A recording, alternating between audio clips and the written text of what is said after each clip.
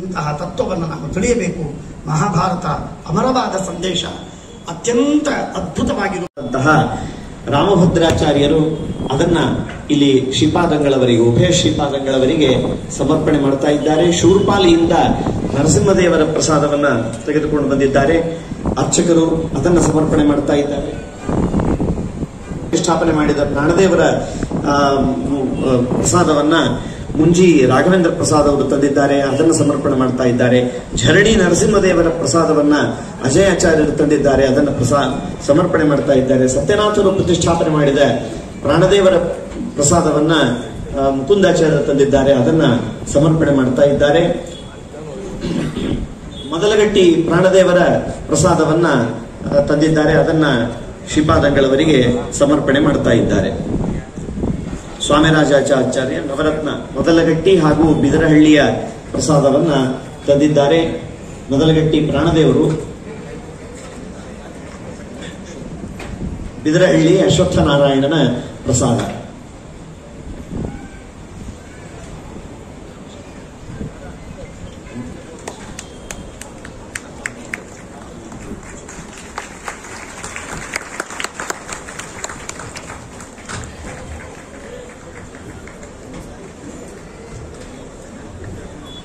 ಗೈಯಿಂದ ವಿಷ್ಣುಪಾದದ ಪ್ರಸಾದವನ್ನ ಸಂದೇಶಾಚಾರ್ಯರು ತಂದಿದ್ದಾರೆ, ಶ್ರೀಪಾದಂಗಳವರಿಗೆ ಸಮರ್ಪಣೆ ಮಾಡ್ತಾ ಇದ್ದಾರೆ.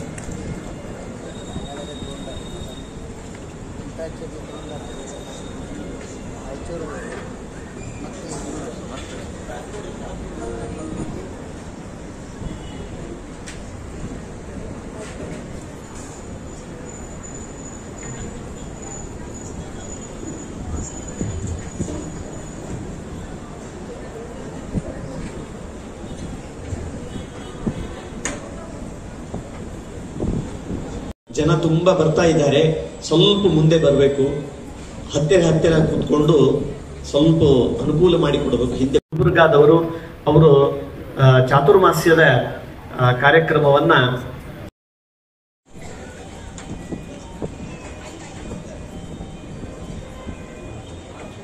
ಪ್ರಸಾದವನ್ನ ರಾಮಭದ್ರಾಚಾರ್ಯರು ಸಮರ್ಪಣೆ ಮಾಡಬೇಕು ಅಂತ ಕೇಳಿದರು.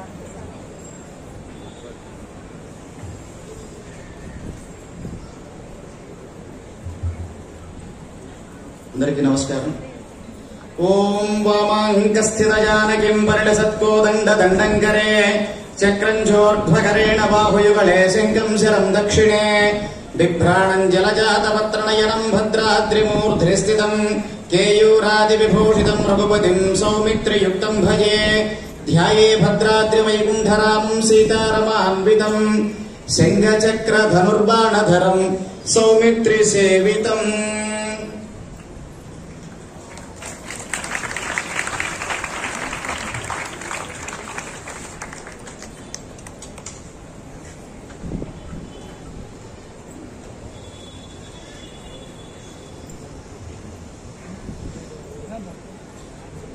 ಭದ್ರಾಚಲದಲ್ಲಿ ತುಂಬ ಪ್ರಾಚೀನವಾದ ರಾಮದೇವರ ವಿಶಿಷ್ಟವಾದಂತಹ ಸನ್ನಿಧಾನ.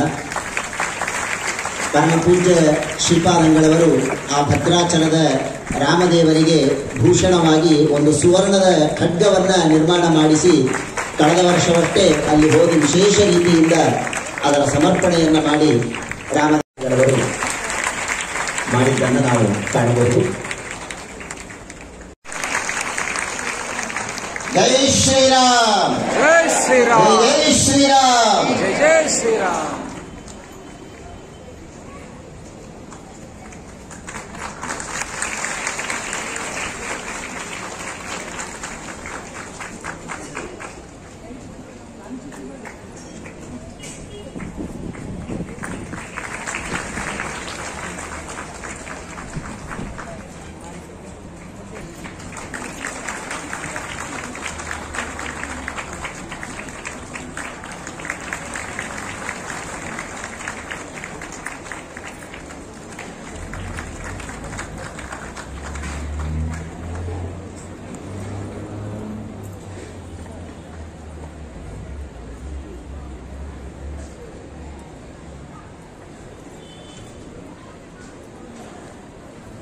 ತಿರುಮಲ ವೆಂಕಟೇಶ ದೇವರ ಪ್ರಸಾದವನ್ನು ಕೂಡ ಅವರು ಸಮರ್ಪಣೆ ಮಾಡ್ತಾ ಇದ್ದಾರೆ.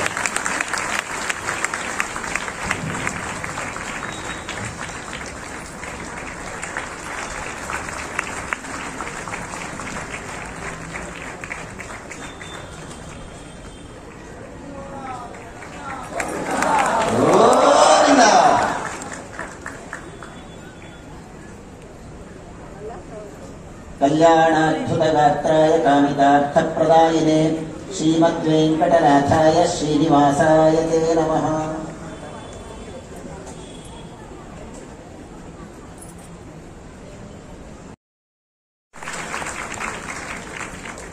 ಸಿಂಹಾಚಲದಿಂದ ನರಸಿಂಹದೇವರ